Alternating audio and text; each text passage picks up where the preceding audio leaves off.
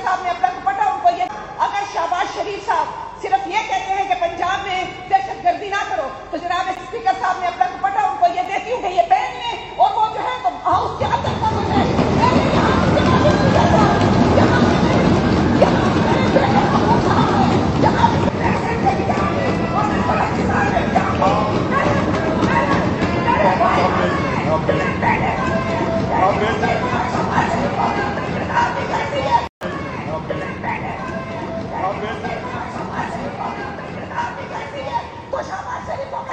आपको मौका मिलेगा। चीफ मिनिस्टर हाउस में गए होते और मेरा दुपट्टा पहन के अंदर बैठ जाए, हम उनके लिए जाते हैं, हम उनकी हिफाजत करेंगे।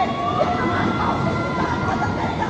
यहाँ मेरे पठान भाई, यहाँ मेरे पठान बहने, इस सूबे के तमाम पठान और पठान बहने और भाई वो सब जाके शहबाज शरीफ की हिफाजत करते हैं। अस्सलाम वालेकुम नाज़रीन कराम, आपको मुकम्मल वीडियो दिखाते हैं। आखिरकार मुकम्मल वीडियो सामने आ गई। आज पीपल्स पार्टी की रहनुमा ने असम्बली के अंदर हदें पार कर दी।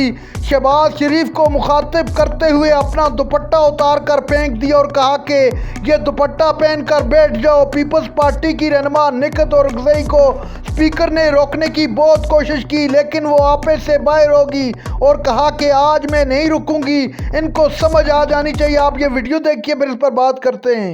एहतसाब से, हमें नैब से, हमें जेलों से, हमें हथकड़ियों से, हमें हिस्से बेजा में रखने से, हमारी ज़ुबानें काटने से, हमारे पाँव पे लाठियाँ मारने से पाकिस्तान पीपल्स पार्टी का कोई जियाला और कोई जियाली भी जो है वो इस बात से नहीं डरती, क्योंकि हमारी कायद मोहतरमा बेनज़ीर भुट्टो शहीद ने अपनी जान इस धरती पे कुर्बान की। अमेरिका से डिक्टेशन नहीं लेते और तालिबान भी ऐसा ही करते हैं, तो इसलिए मैं उनसे ये रिक्वेस्ट करता हूँ कि वो पंजाब में दहशतगर्दी ना करें।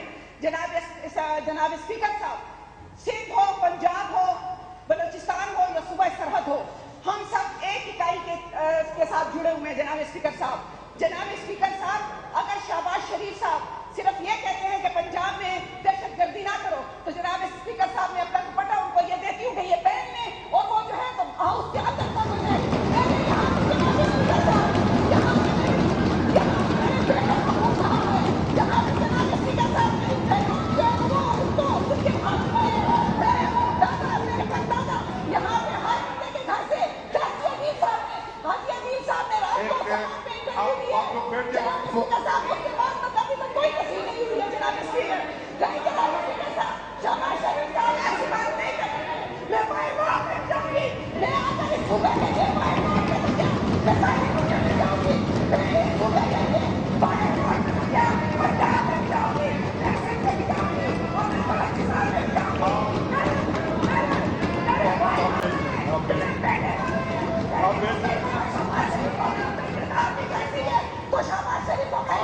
आपको मौका मिलेगा। चीफ मिनिस्टर हाउस में गए होते और मेरा दुपट्टा पहन के अंदर बैठ जाए, हम उनके लिए जाते हैं, हम उनकी हिफाजत करेंगे। ये हमारे हाउस की हिफाजत करेगा। यहाँ मेरे पठान भाई, यहाँ मेरे पठान बहने, इस सूबे के तमाम पठान और पठान बहने और भाई वो सब जाके शहबाज शरीफ की हिफाजत करते हैं। मुंतखब वज़ीर आला सोहेल आफरीदी साहब जब मुंतखब हुए तो उन्होंने अपना हर एक आईनी और कानूनी रास्ता इख्तियार किया। अपने कायद इमरान खान साहब से मिलने गए, अदालत से अदालत ने भी इजाज़त दे दी, लेकिन आप डिठाई देखें कि जेल में बैठा एक कर्नल, उसने अदालती हुक्म मानने से इनकार कर दिया। 4.5 करोड़ सूबे का वज़ीर आला अडियाला के सामने बैठा सड़क पे धरना दे रहा है, और जेल के अंदर बैठा एक कर्नल अदालत के हुक्म को नहीं मान रहा।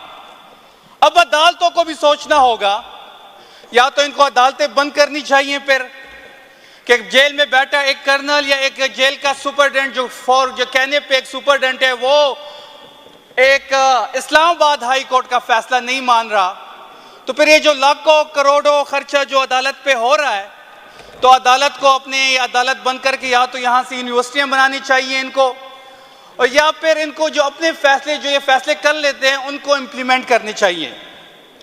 जनाब स्पीकर, मैं TLP की बात करूँगा। जो स्टेट ने मुरीद के में किया, ये वही 26 नवंबर का जो सानेहा था उसको रिपीट किया। सबसे पहले उन्होंने 26 नवंबर को तहरीक इंसाफ को निशाना बनाया, हमारे लोगों को शहीद किया, और उसके बाद टीएलपी की लोगों को मुरीद के में शहीद किया।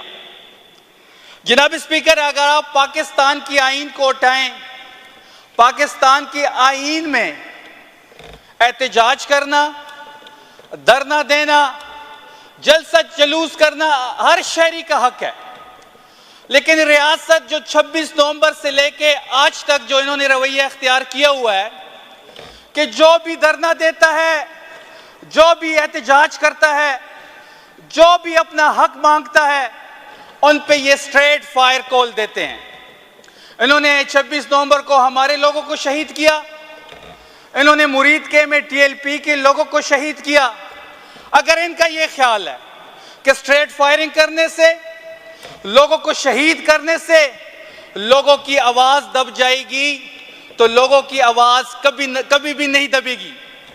और उससे बढ़ के आप DGISPR का रोल देख लें कि जब इस सूबे का कायद, जिसको मैंडेट मिला है कायद इमरान खान साहब को, वो अपनी पार्टी के एक MPA को, सुहेल आफरीदी को नॉमिनेट कर लेते हैं, तो DGISPR स्पेशली पेशावर आते हैं और पेशावर में खड़े होके वो 3 घंटे, उनको लाइन ऑर्डर पे बात करनी चाहिए थी, उनको अफगानिस्तान का जो बॉर्डर लाइन पे हमारे इश्यूज थे उस पे बात करनी चाहिए थी, उनको जिस सूबे में दहशतगर्दी हो रही है उस पे बात करनी चाहिए थी, बाजोड़ में जो हालात है उस पे बात करनी चाहिए थी, जो कार्टलैंग में ड्रोन हुआ उस पे बात करनी चाहिए थी, जो वादी तिरा में उन्होंने ड्रोन किया उस पे बात करनी चाहिए थी। बदकिस्मती देखे कि DGISPR की सारी प्रेस कॉन्फ्रेंस तहरीक इंसाफ से शुरू हुई और तहरीक इंसाफ पे ख़त्म हुई, और उसमें इन्होंने सिर्फ एक ही बात की कि 25 करोड़ अवाम किसी एक फर्द वाहिद को हम यरगमाल नहीं बना सकते। केस तो हमारा भी वही है, हम भी ये कहते हैं कि 25 करोड़ की अवाम जो है उसको एक फर्द वाहिद यरगमाल नहीं बनाएगा। जिसको सियासी तौर पे मैंडेट मिला है, जिसको सियासी तौर पे वोट मिला है, वो ही इस कौम के सियासी फैसले करेगा। लेकिन बदकिस्मती से DGISPR का जो रोल था वो एक शर्मनाक रोल था इस पूरे सिनेरियो में। नाज़रीन इकराम, आपने वीडियो देखी और ऐसा लग रहा था कि पीपल्स पार्टी और तहरीक इंसाफ KP के अंदर एक पेज पर आ चुकी है। सबसे पहले निगहत और अगज़ई ने सख्त तनकीद की शहबाज शरीफ और उसकी हुकूमत पर और उनकी पॉलिसियों पर। उसके बाद शफीउल्लाह जान ने, जो कि तहरीक इंसाफ के रहनुमा हैं, उन्होंने भी इंतहाई सख्त किस्म की तनकीद की हुकूमत वक्त पर और ख़ास तौर पर शहबाज शरीफ पर।